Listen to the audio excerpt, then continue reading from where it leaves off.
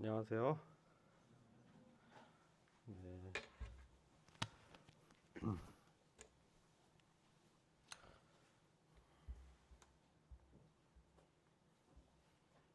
오늘은 로마서 5장 12절부터 21절까지 말씀이죠.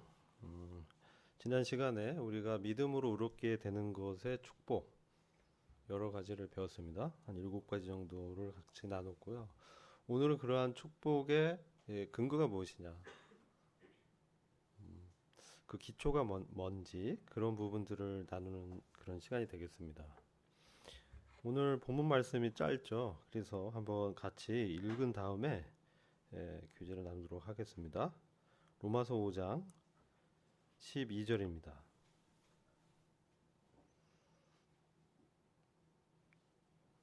자, 교독하겠습니다. 제가 먼저 읽고 우리 청년 형제 자매님들이 번갈아 읽도록 하겠습니다. 로마서 5장 12절. 이러므로 한 사람으로 말미암아 죄가 세상에 들어오고 죄로 말미암아 사망이 왔나니 이와 같이 모든 사람이 죄를 지었으므로 사망이 모든 사람에게 이르렀느니라. 죄가 율법이 있기 전에도 세상에 있었으나 율법이 없을 때는 죄를 죄로 여기지 아니하느니라. 그러나 아담으로부터 모세까지 아담의 범죄와 같은 죄를 짓지 아니한 자들 위에도 사망이 왕노릇하였나니 아담은 오실 자의 표상이라.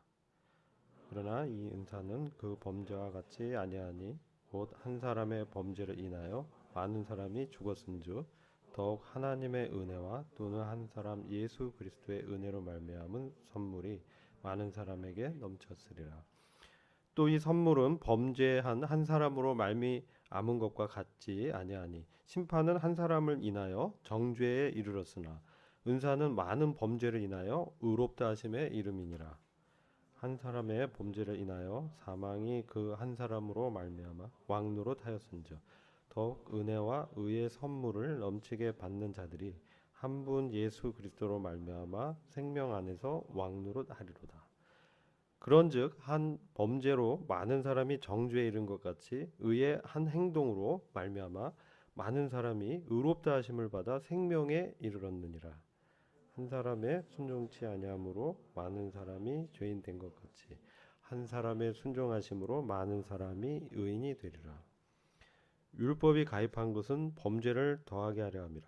그러나 죄가 더한 곳에 은혜가 넘쳤나니 다 같이 이는 죄가 사망 안에서 왕노릇한 것 같이 은혜도 또한 의로 말미암아 왕노릇하여 우리 주 예수 그리스도를 말미암아 영생에 이르게 하려 함이니라. 아멘. 오늘 본문을 저희들이 교리적으로는 대표성의 원리라고 합니다.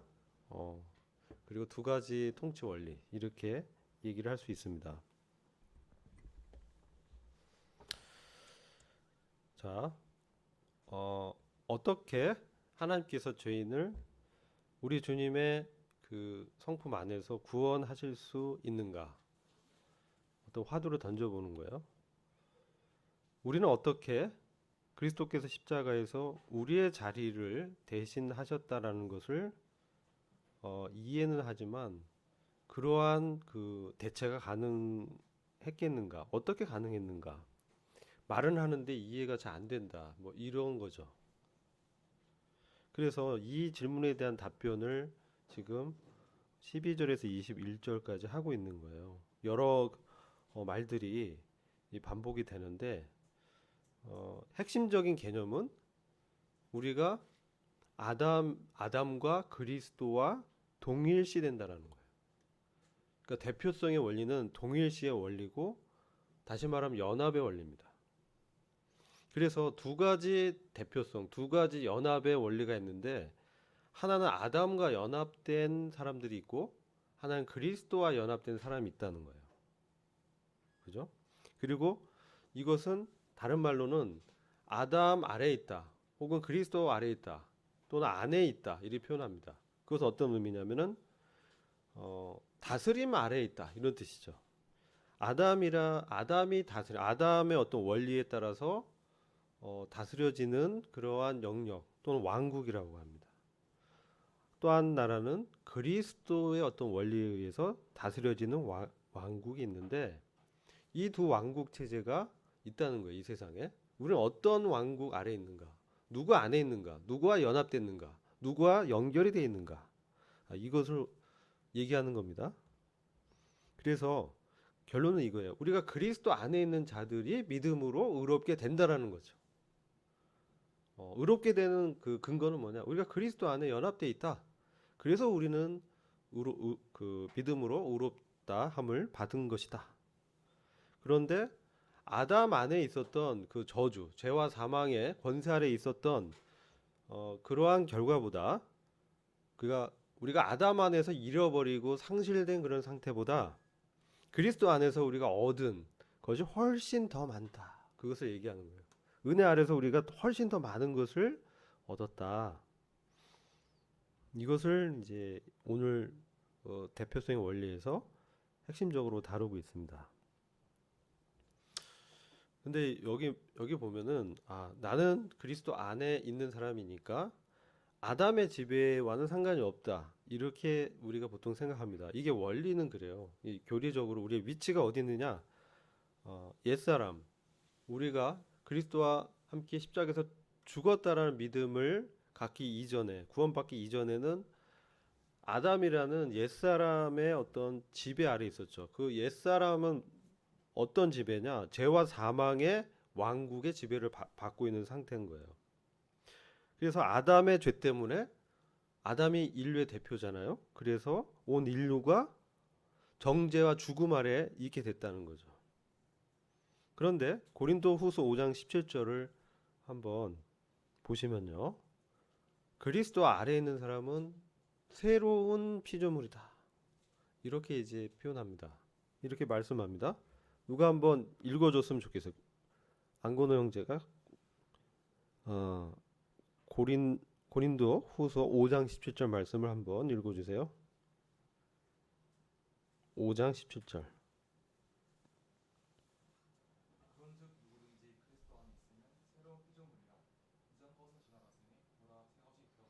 아멘. 누구든지 뭐 그 사람의 상태가 어떻든 그리스도 안에 있으면, 그리스도의 지배 아래 있으면, 그리스도와 연결돼 있다면, 그렇죠? 그리스도의 통치를 받고 있는 상태에 있다면 그는 새로운 피조물이다. 그는 그리스도를 왕으로 하고 있다는 것이죠. 여러분들이 이 말씀은 잘 아는 말씀이에요. 그래서 오늘은 이러한 원리를 잘 정리해서 이해를 잘 해서 우리 삶에 이제 적용하는 그러한 시간이 되겠습니다. 보라 새 것이 되었도다. 이게 새로운 피조물, 새로운 창조물 이렇게 얘기합니다. 사실 구원이라는 거는 어떻게 보면 우리가 새로운 피조물로 돼서 우리의 영이 거듭났을 때 새로운 피조물로 거듭나죠. 그런 다음에 그러한 생명이 우리한테 주어져서 우리의 혼이, 우리 인격이 이제 그리스도를 닮아가는 것이죠. 그러니까 영과 혼과 몸으로 삼분서를 우리가 취한다면 그렇게 얘기하죠. 그런데 우리의 몸은 언제 그러면 구원을 얻느냐, 몸의 구속은 언제 되느냐, 그것은 예수 그리스도의 재림 시에 되는 거예요. 주님이 오셔야만 되는 거예요. 그러한 하나님의 경륜이 있어요. 그래서 우리가 피조물들은 하나님의 아들들이 나타나기 전까지는 신음 가운데, 고통 가운데 하나님의 아들들이 영광의 자유 가운데 나타나는 것을 기다리고 있다라고 로마서 8장에 말씀하고 있죠. 사실 우리가 새로운 피조물이 된 위치와 신분에 있지만 우리의 인격은 어떻습니까? 이제 우리의 영은 거듭나서 새로워졌지만 우리의 인격은 우리 몸을 갖고 있기 때문에 우리의 인격이 이 땅에서 주님의 삶을, 생명을 나타내는, 여기서 보면 생명 안에서 왕노릇하는다는 표현이 있잖아요. 그리스도의 생명 안에서 우리가 왕노릇하는 그러한 위치까지 이제 올라가게 될 것이에요. 이미 신분은 되었지만 우리가 삶에서 상태적으로 그런 상태로 이제 성화되는 거죠. 이게 성화라고 합니다. 그래서 로마서 5장 12절부터는 성화를 다루는 거예요. 그래서 이전까지는 죄들의 문제를 다뤘어요. 믿음으로 의롭게 되는 것을 다루었습니다. 이신득이라고 합니다. 근데 12절부터는 이제 그렇게 하나님의 의를 얻은 성도는 어떻게 하나님의 의의 열매를 맺으면서 거룩해지는가? 우리 신부는 거룩한 하나님의 그 그리스도 아들 그리스도 안에서 이미 거룩해졌지만 실질적으로 거룩의 열매를 맺고 있는가? 이것을 다루고 있다는 거예요. 그래서 원리적으로 이게 사실 이제 기초적인 거죠. 그래서 우리는 그러면 이 새로운 창조 안에 있는 것이죠. 새로운 창조. 골로새서를 보면 우리가 이전에 어둠의 권세, 흑암의 권세에 있다가 사랑하는 아들 그리스도의 왕국으로 옮겨졌다. 이렇게 말씀합니다. 그래서 우리는 현재는 그리스도의 왕국에 우리 영이 이제 들어가고 우리 혼도 들어가 있는데 우리 사실 영과 혼과 몸이 전인격적으로 구원을 받는 것이죠. 근데 하나의 딜레마가 뭐냐면 이 혼이 우리의 인격이 우리 성품은 이 과정에 있고요. 우리 몸이 완전히 구원받는 것은 주님이 오셔야만 되는 거예요. 이게 우리 경륜이라고 합니다. 하나님 그렇게 하셨습니다. 그래서 우리는 질그릇 같은 우리 육체 안에 보배 되신 그리스도를 모시고 있는 것이죠. 주님이 이제 들어오셨어요. 자, 그리고 그리스도께서 아담의 죄로 인해서 손상된 잃어버린 것들을 사실 그리스도의 십자가의 공로와 사역으로 다시 이제 회복시켜 놨죠. 그게 뭐냐? 우리에게 의와 그죠? 그리스도의 십자가의 순종으로 우리에게 의를 가져오셨다는 거예요. 이게 기초고 그 다음에 주님께서 우리를 이제 변화시켜 갔는데 사실 이제 우리가 사도 바울의 이런 서신서를 보면은 이런 성화를 많이 다루고 있습니다. 그래서 로마서는 기초적인 교리를 다루고 그 다음에는 에베소 교회를 다루고 골로새서는 이 땅의 어떤 삶, 그리스도의 머리 되심에 대해서 다루고 있죠. 그래서 사람들은 우리 그리스도인에 대해서 이러한 도전을 하는 거예요. 어떻게 아담이라는 한 사람의 불순종 때문에 온 세상이 정죄받는다는 것이 공정한 것이냐.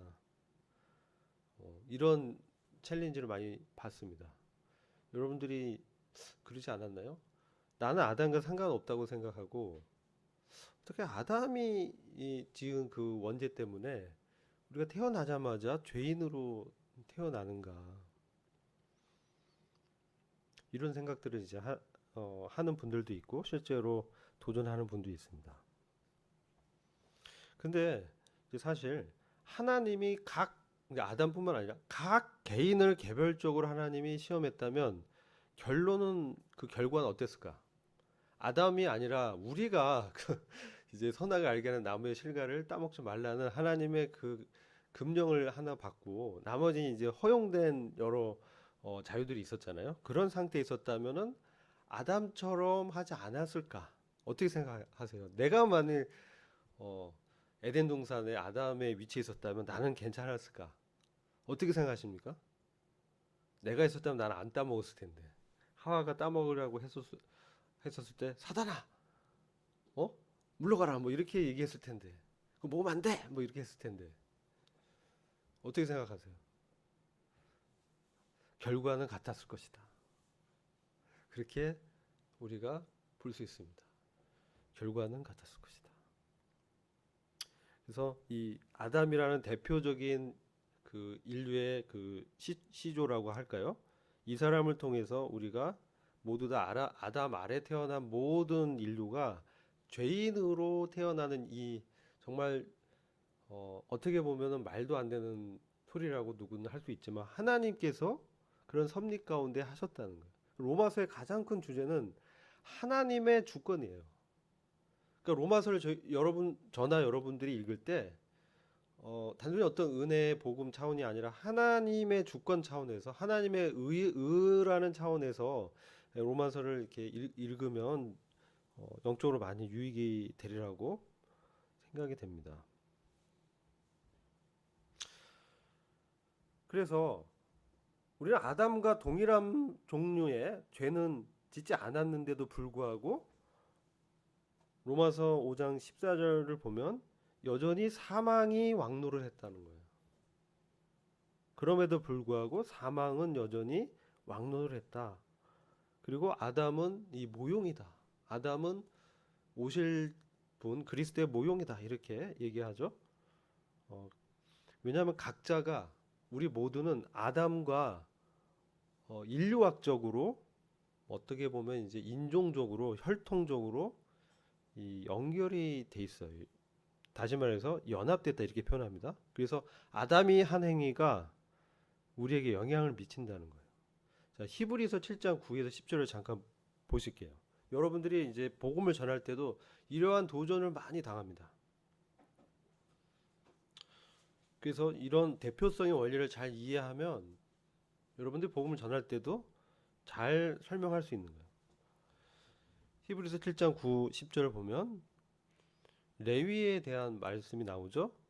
또한 11조를 받는 레위도 아브라함 안에서 11조를 바쳤다 말할 수 있나니 이는 멜기세덱이 아브라함을 만났을 때 레위는 이미 자기 조상의 허리에 있었음이라.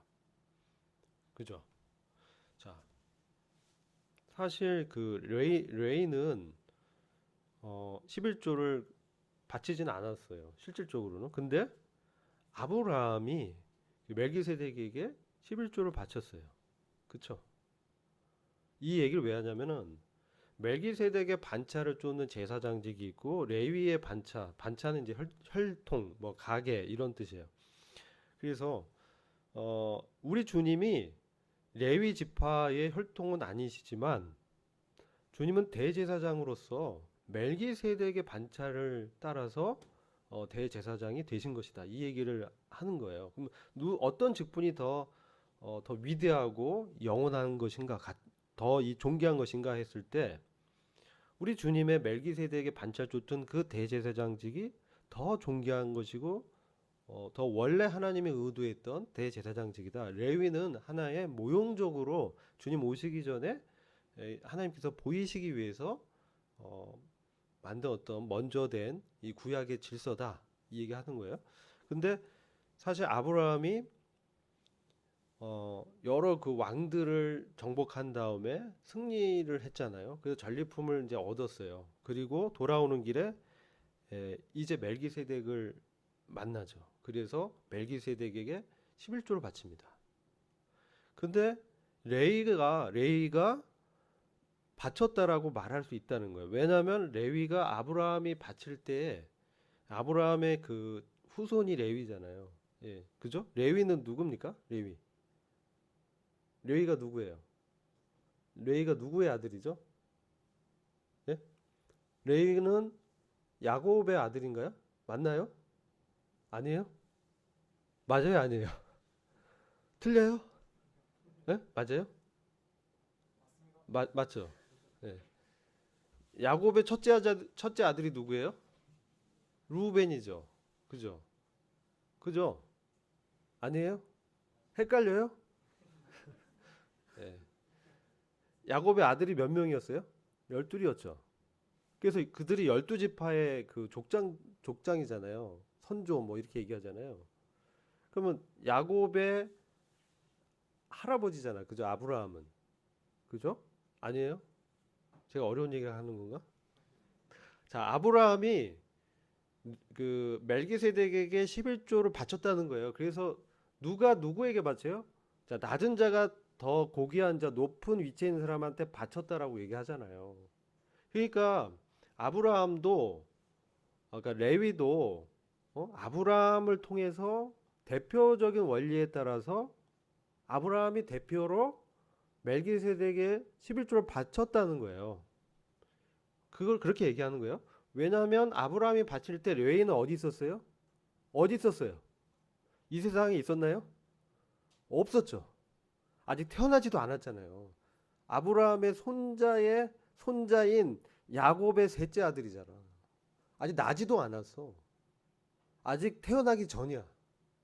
근데 아브라함이 바칠 때 그럼 레위는 어디 있었어요? 아브라함의 허리에 있었다 이렇게 표현합니다. 이 표현은 뭐냐면 아브라함의 씨 안에 있었다. 좀 더 원색적으로 아브라함의 정자 안에 있었다. 그 뜻이에요. 그죠? 아니에요? 그 말이에요. 그래서 아브라함이 이게 바쳤을 때 대표적으로 레이도 아브라함과 함께 바쳤다는 거예요. 자, 이 얘기를 왜 하냐면은 똑같은 거야. 아담이 범죄 행위를 할 때 아담의 씨 안에 모든 인류가 있었어요.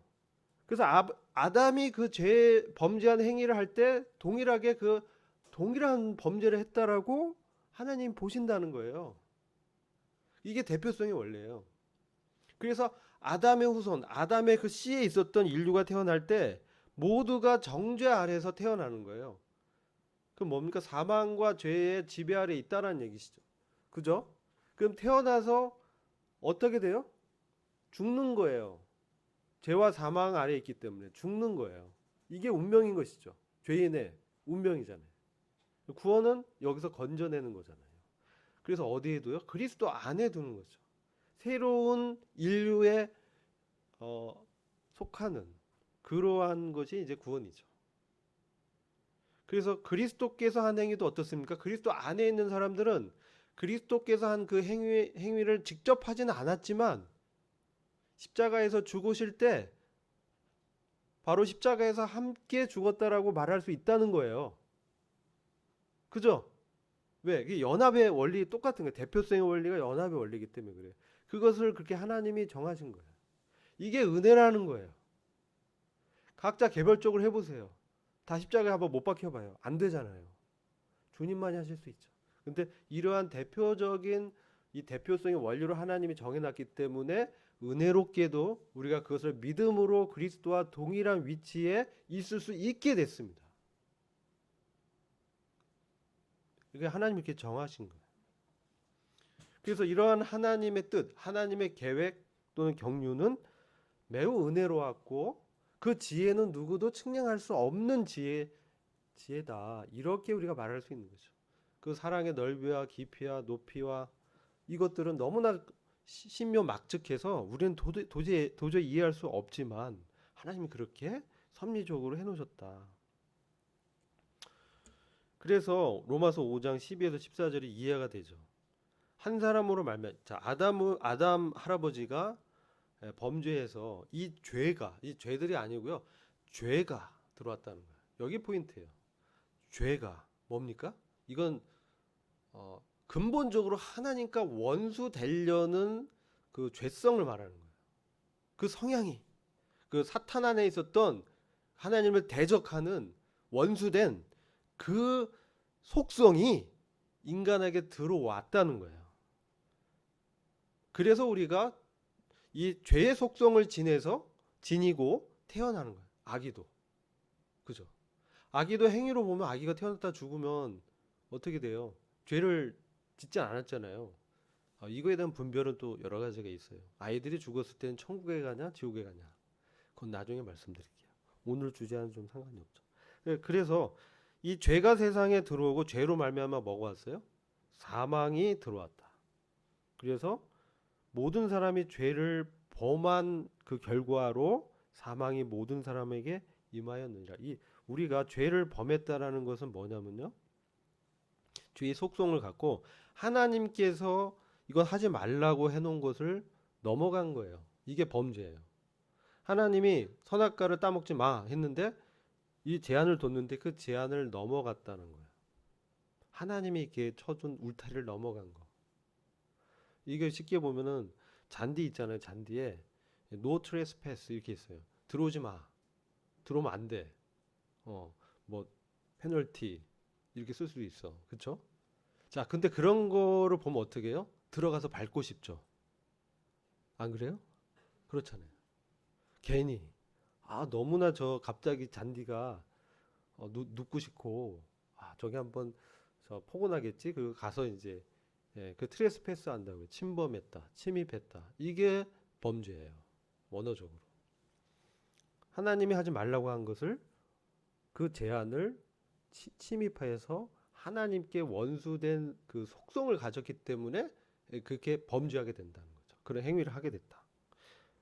그런 속성을 이제 우리가 죄인의 어떤 대표적인 죄성이다라고 말할 수 있죠. 그래서 사망이 모든 사람이 사망은 뭡니까? 죽어서 망하는 거예요.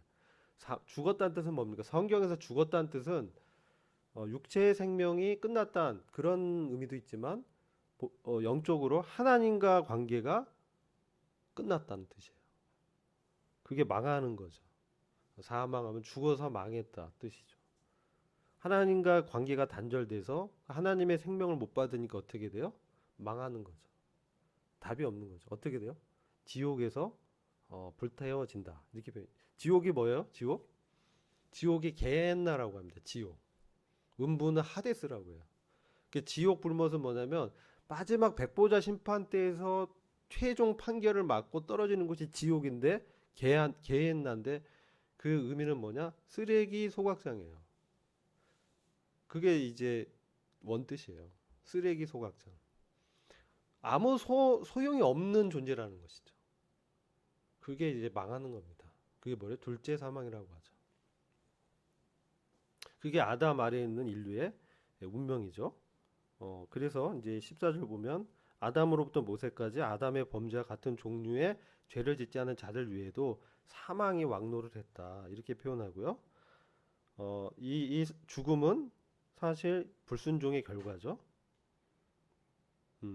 근데 호세아 6장 7절 보면 아마도 우리가 아담과 같은 죄를 짓지 않았는데라고 말을 하는 분들에게 답이 될 것 같아요. 호세아 6장 7절 보면 저희는 아담처럼 언약을 어기고 거기서 네개 패역을 행하였느니라. 이스라엘의 범죄인데요. 언약을 어겼다는 거예요. 이스라엘도 아담과 동일하게 하나님과 아담이 맺은 언약은 너무 간단하죠. 그죠? 그 금령이었어. 그죠? 따먹지 말라 선악과를.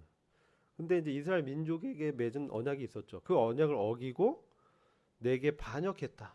그러니까 하나님께 반역하는 거예요, 죄는.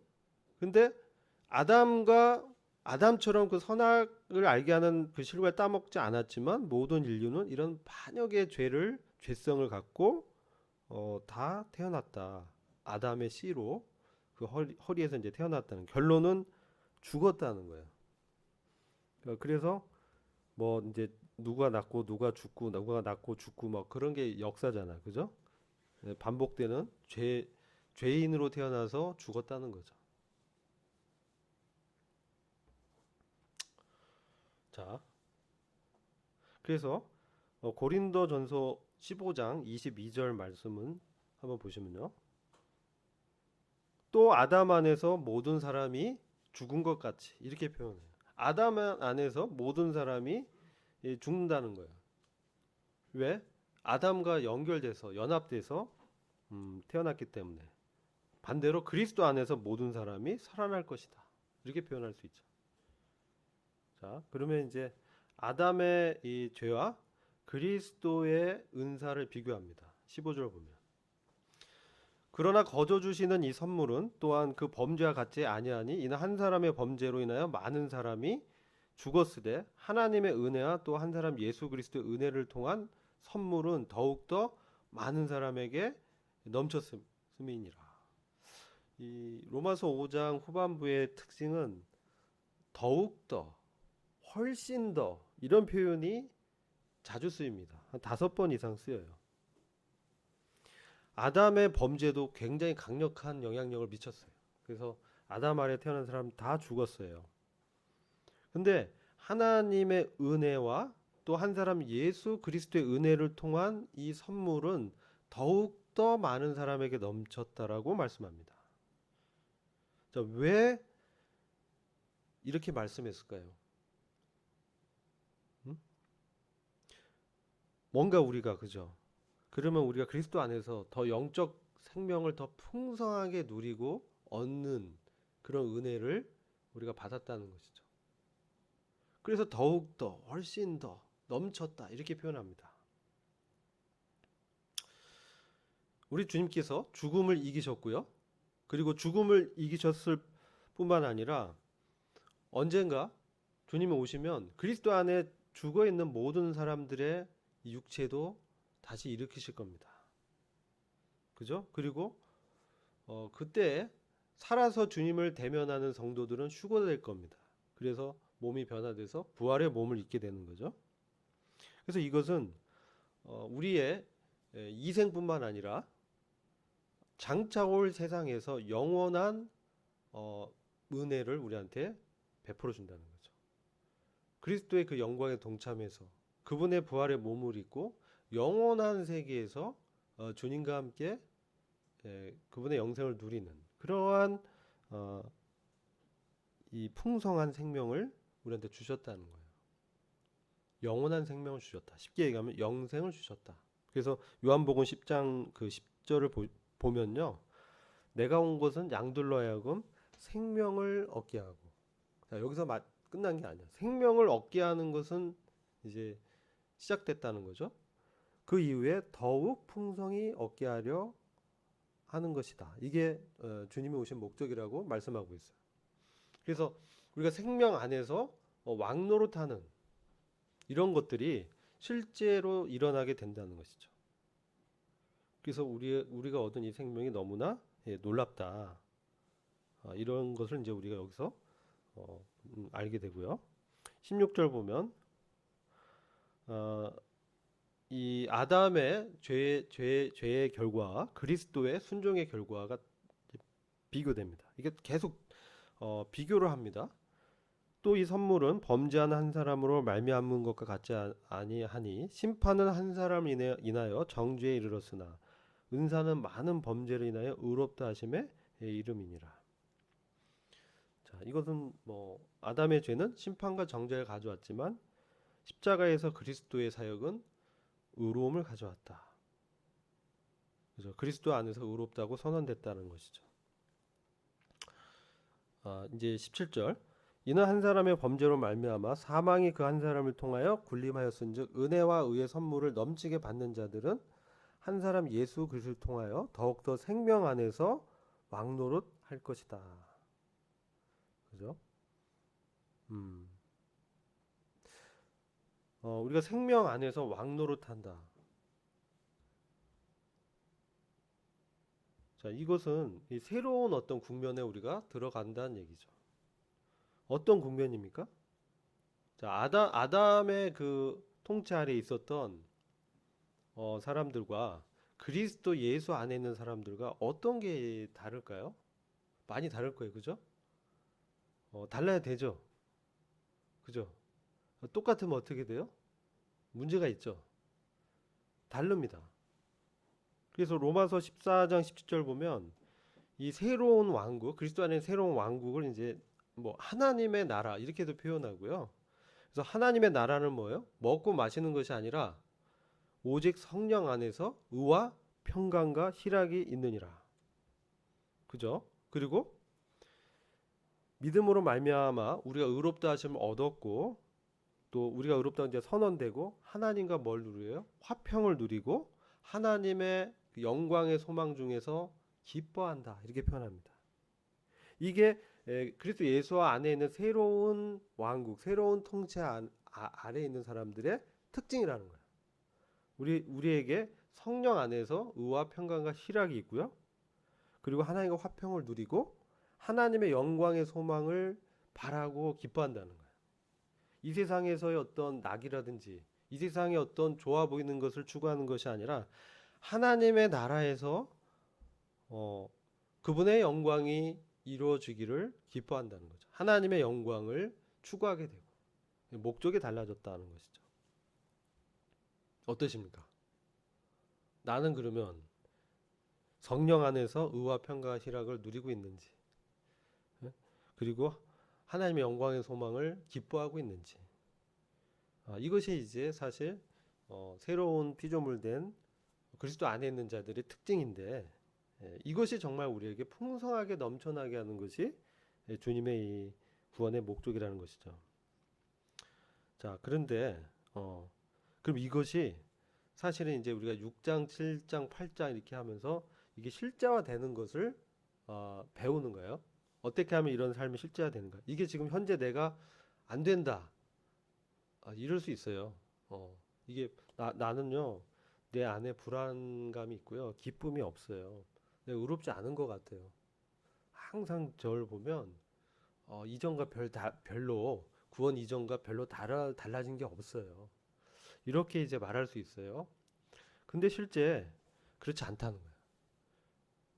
실제 우리는 하나님의 의로움을 얻은 사람이고 완전히 의로워진 자고, 이게 우리 신분이, 우리 상태가 어떠함에도 불구하고 하나님이 그런 구원을 이미 이루어 놓으셨다는 거예요.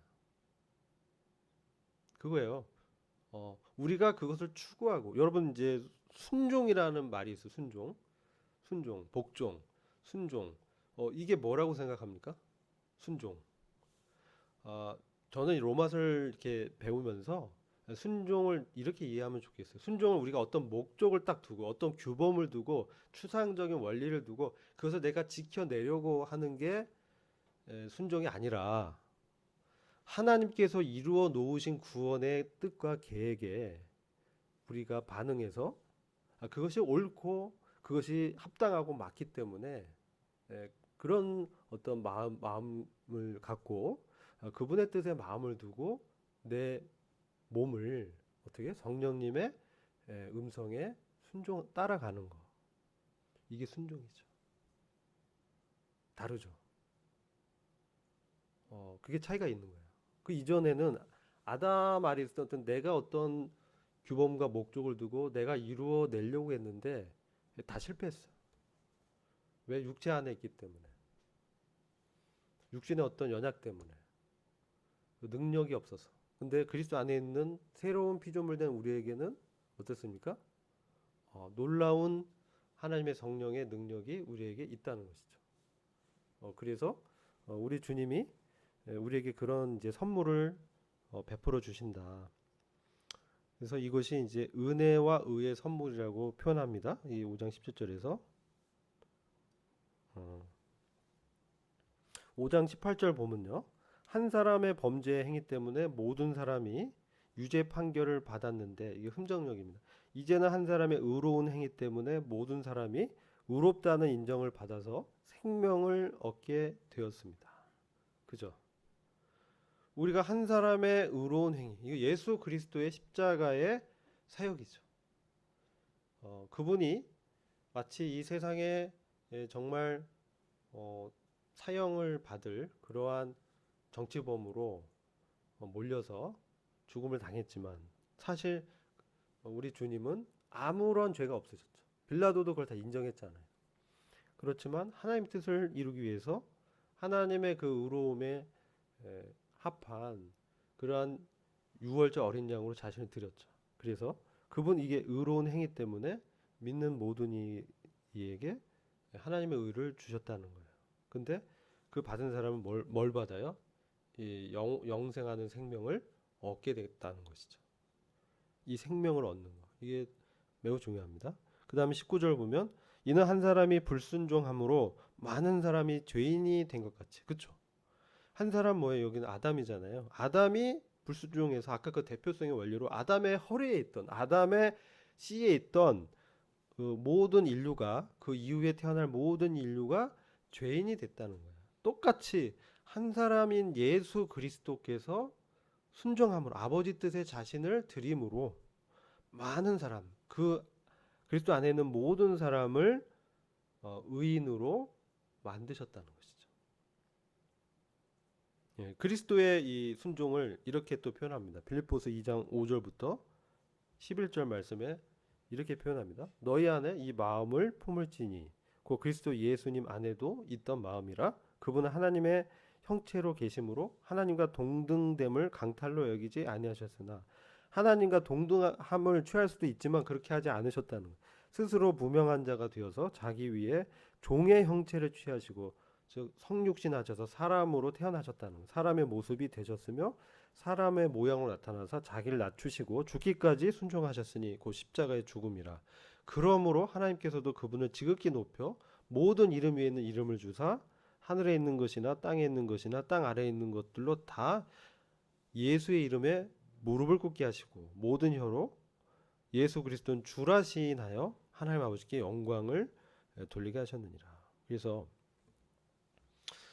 이와 같은 예수님의 생명이 우리에게 주어졌기 때문에 우리의 삶이 완전히 다른 종류의 삶으로 바뀌는 거예요. 자, 그래서 18절에 우리가 생명의 의롭다 하심에 이미 이르렀고 19절에선 뭡니까? 미래적으로 말씀하잖아요. 19절은 많은 사람이 의로운 자가 될 것이다. 실질적인 의의 열매를 맺는다는 것이죠. 그래서 우리가 의롭게 됐다라는 것은 사실 그리스도 안에 있는 그런 연합의 결과입니다. 그래서 이 연합은 완전히 새로운 삶, 하나님께 순종하는 그런 의로운 삶을 가져와야 되는 거예요. 아담과의 연합은 우리를 죄인으로 만들어 버렸고 죄들을 짓게 했지만 그리스도 안에 있는 그분의 주권 아래서 그분의 통치 아래 있는 사람은 어떻게 해줘요? 생명 안에서 왕노릇 할 수 있게 해준다는 거죠. 이게 이제 생명 안에서 그런 왕노릇 하는 게 뭡니까? 좀 이따 설명드릴게요. 이것은 사실 이 세상에서는 이해할 수 없는 생명이에요. 우리가 이것을 이해하려면은 고린도 후서 말씀을 좀 봐야 돼요. 고린도 후서 말씀. 그 말씀 좀 보고 생명 안에서 왕노릇하는 게 어떤 것인지 좀 말씀드리고 마치려고 합니다. 시간이 많이 됐죠? 그래서 고린도후서 5장 우리가 아까 그 17절 봤잖아요. 그죠? 자, 21절 보면 하나님이 죄를 알지도 못하신 자로 우리를 대신하여 죄를 삼으신 것은 우리로 하여금 저희 안에서 하나님의 의가 되게 하려 하십니다. 실질적인 어떤 의로운 삶을 살게 하기 위해서 우리를 그리스도 안에 두셨다는 건데, 자, 이런 사람은 사실 어떤 삶을 이제 살게 되냐면 이 고린도 후서 5장에 보면 새로운 피조물의 삶에 대해서 말씀해요. 자, 6장에서 그 삶이 어떤 삶인지 말하는 거예요. 자, 그 6장 3절을 한번 볼게요. 3절 이하를 좀 보면 이게 이제 4장과도 연결이 돼요. 질그릇 안에 예수 그리스도의 생명이라는 보물이 우리한테 찾아왔는데 그래서 우리가 날마다 항상 예수의 죽음을 우리한테 적용하는 삶이다 이렇게 표현해요. 그래서 예수의 죽음을 적용하는 삶이 어떻게 우리 삶 가운데 나타나느냐 그런 이제 설명을 하고 있는 거예요. 그래서 이게 이제 생명 안에서 왕노릇하는 삶의 실제라는 거죠. 그래서 바울은 고린도후서 6장 그 4절 이하를 보면 많은 핍박과 환난을 받았어요. 그래서 6장 4절 보면 오직 모든 일에 하나님의 일꾼으로 자천하면서 많이 견디고 환난과 궁핍과 곤란과 매맞고 갇히고 요란한 것과 수고로움과 자지 못함과 우리는 자지 못하면 못 살죠. 근데 많이 이렇게 자지를 못했어요. 먹지도 못했고 깨끗함과 자 이런 걸 보세요. 이게 참 비참한 삶이죠. 이런 삶이 이 생명 안에서 왕노릇하는 삶이라고 하면은 어떻게 생각하겠어요? 이런 삶을 어떻게 우리가 살 수 있을까? 사람마다 차이는 있어. 우리가 모두 바울처럼 이 정도까지 참 고난 가운데 살아서 하나님이 큰 선물을 이렇게 주시겠지만 여기 보면 이제 핵심은 이거예요.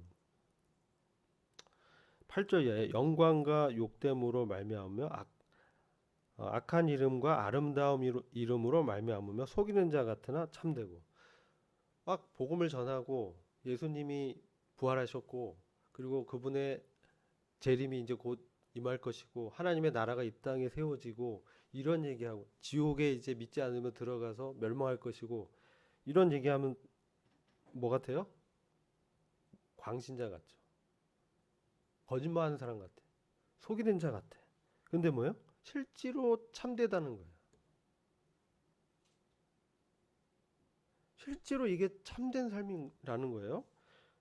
이게 사실 영광스러운 삶인데 그로 인해서 이런 고난과 핍박과 때로는 감옥에 갇힌 이런 삶을 욕된 삶이라고 세상은 손가락질할 수 있다는 거예요. 그러나 하나님께서는 영광스러운 삶이라고 말씀한다는 거죠. 그리고 무명한 자 같다. 이 세상에서는 이름이 없는 사람 같아요. 출세도 못해서 모든 거 다 내려놨잖아요. 바울이. 그죠? 출세할 수 있는 사람이었어요. 얼마든지. 근데 그 사람이 예수님을 만난 다음에 부활하신 그리스도의 영광에 그 주님의 모습을 뵌 다음에 완전히 바뀌죠. 그러면서 사실 이제 유명한 자였지만 무명한 자로 그걸 선택했어. 예수 그리스도를 아는 지식이 가장 고상하다. 다른 것은 다 배설물로 여기겠다. 그러면서 다 내려놓고 자기 인생의 가장 최상의 가치를 그리스도로 딱 정했죠. 근데 세상 사람 뭡니까? 그리스도 실패하고 부끄러움 당한 자고, 그죠? 비참한 죽음으로 죽은 그런 사람으로 이제 인식한단 말이에요. 지금은 달라요? 어떻게 생각하세요? 똑같죠. 예수님의 부활을 안 믿어요. 그냥 성인 실패한 뭐 지도자, 뭐 성인네 한 명 죽었다. 끝이에요. 우리는 뭘 믿어요? 예수님은 부활하셨고 지금도 우리 안에서 살아계시고 우리를 인도하시고 우리에게 말씀하시고 우리에게 다시 오시겠다고 약속하시고 우리와 함께하시고 성령을 통해서 우리를 위로하시고 그분의 인격의 어떤 그 측량할 수 없는 그러한 성령의 열매들을 우리에게 보여주시고 신에 속한 모든 거룩한 것들을 우리에게 쏟아 부어주시고 하나님의 사랑을 넘치듯이 부어주시고자 우리 옆에 계시고 우리 안에 계시고 우리 안에 사시는 분이다. 이것을 이해하지 못하죠. 절대 못합니다. 이건 성령을 통해서만 이해할 수 있어요. 그리고 그들은 우리를 무명한 자, 실패자라고 하지만 하나님께는 뭐예요? 유명한 자라는 거예요. 하나님 앞에서는 그 이름을 하나님이 인정할 자라는 거예요. 이게 중요해요. 하나님이 어떻게 보는가? 죽는 자 같아요. 이 세상에 볼 것 없고 잘 못 살고 네? 텐트나 만들고 그랬잖아요. 잠도 못 자고 그 사람 자비랑으로 해서 저녁에는 그죠? 텐트 만들면서 생계를 이어갔어요. 얼마나 고단했겠어요. 그래서 죽는 자 같았어. 그러나 보라 우리가 살고 보라 우리가 살고 그러나 장차 주님이 임하실 때는 그 인정하시고 그 부활의 영광 가운데 우리를 인도하실 거라는 거죠. 징계를 받는 자 같아요. 그러나 그렇지 않다는 거죠. 죽임을 당하지 않고 근심하는 자 같아요. 겉으로 보면 얼마나 근심할 먹을 것도 없지 직업도 그렇지 소망이 없는 자 같아요. 근데 항상 기뻐하고 그 안에 주님이 주시는 기쁨이 있다는 거죠. 가난한 자 같으나 이 세상에 재물은 없어 보여. 근데 그 안에 복음의 풍성함이 넘쳐요. 많은 사람을 부유하게 하고. 누가 더 부유한 겁니까? 록펠러예요? 뭐 수백만 불의 그런 뭐 수조 원의 재산이 있어도 그가 지옥에 가면 뭐예요? 가져갑니까? 공술에 공수가 하잖아요. 두고 간다는 거예요. 그러니까 사실 많은 사람을 부유하게 하지 못했어. 자기 속만 배채웠죠.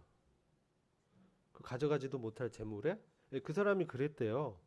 그 뉴스 그 리포터에게 록펠러 회장님 이제 그만 벌어도 되지 않으세요? 충분히 많이 버셨잖아요. 그러니까 록펠러가 그랬대요. 조금만 더 벌고요. 인생은 그런 겁니다. 유한한 어떤 재물, 그죠? 유한해요. 여러분 이제 부동산 등기부 볼 줄 아세요? 얘기가 이상하게 흘렀는데. 부동산 등기부 딱 떼면요. 여러분 지금 사는 집이 좀 오래됐다. 신축 건물 말고 땅은 뭐 여전히 있었으니까 토지 등기부 떼보세요. 그 1900 몇 년도부터 해가지고 토지의 주인이 매번 바뀌어. 그죠? 매번 바뀌어요. 딴 사람이에요. 지금은 이제 자기가 얻은 것 같지만 자기가 죽고 나면 어떻게 돼요? 또 이사 가고 팔고 나면 다른 사람의 거가 돼. 정말 많은 사람을 부유하게 하는 게 뭔가? 하늘의 부유가 뭔가? 아무것도 없는 자 같으나 모든 것을 가진 자로다. 아멘. 아무것도 없는 것 같아. 근데 실제로 모든 것을 가졌다는 거예요. 여러분 이 세상에서 저도 투자업을 하기 때문에 웬만한 그 돈의 단위를 동그라미 많은 걸 봐요.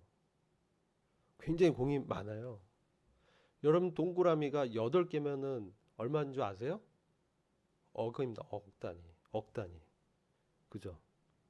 동그라미 10개면 100억입니다. 11개면 1000억이에요. 종이에 이렇게 써 있어. 그냥 종이야. 근데 그게 가치래. 근데 이게 한순간에 날릴 수도 있고 죽을 때 갖고 가지도 못해. 그러니까 우리가 인생을 살 때 정말 생명 안에서 왕노릇한다는 그런 삶이라는 게 어떤 삶입니까? 이 세상의 가치에 매몰돼서 너무나 바쁘고 너무나 이렇게 빨리 변하는 이 세상에서 정보와 홍수, 그죠? 뭐 인터넷 정신이 없죠. 내일 되면 어떻게 해요? 주식시장 막 변하고, 그죠? 환율 막 변하고, 전쟁 빵빵 터지고 혼란스럽습니다. 여러분들이 그 마음을 어디에 두고 있는가? 그죠? 이게 중요해요. 내가 생명 안에서 그리스도 안에 내 마음을 둬야 돼요. 우리 마음과 생각을 어디에 두는가? 그게 순종입니다. 이 세상의 가치, 내 어떤 목표를 정해놓고 막 열심히 거기에 막 이것도 이 세상에서는 그게 충성되고 하지만 그리스도 안에서는 하나님의 가치, 하나님의 나라, 예? 하나님의 영광, 하나님의 구원의 계획, 하나님의 선하심, 하나님의 그 긍휼의 풍성하심과 은혜로우심, 우리의 마음을 가득 채울 그 하나님의 것들로 가득 채워야 된다는 것이죠. 그럴 때 우리가 실제로 생명 안에서 왕노릇하는 삶을 실제로 살 수가 있어요.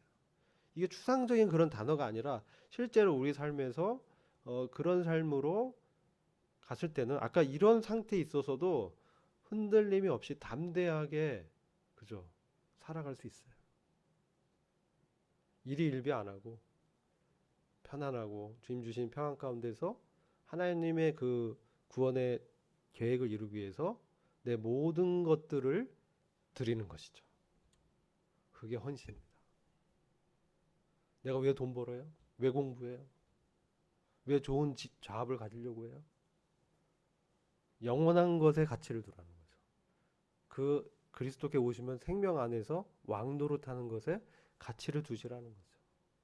그래서 여러분들이 판단하는데 무엇을 근거로 할지 그것이 이제 주님 안에서 저와 여러분이 올바른 하나님이 원하시는 기뻐하시는 것에 우리가 드리기를 원합니다. 기도하고 마치겠습니다. 아버지 하나님 감사합니다. 오늘도 이 두 가지 대표 원리를 통해서 그리스도 안에서 저희가 참 왕노릇하고 주님이 주신 모든 부유한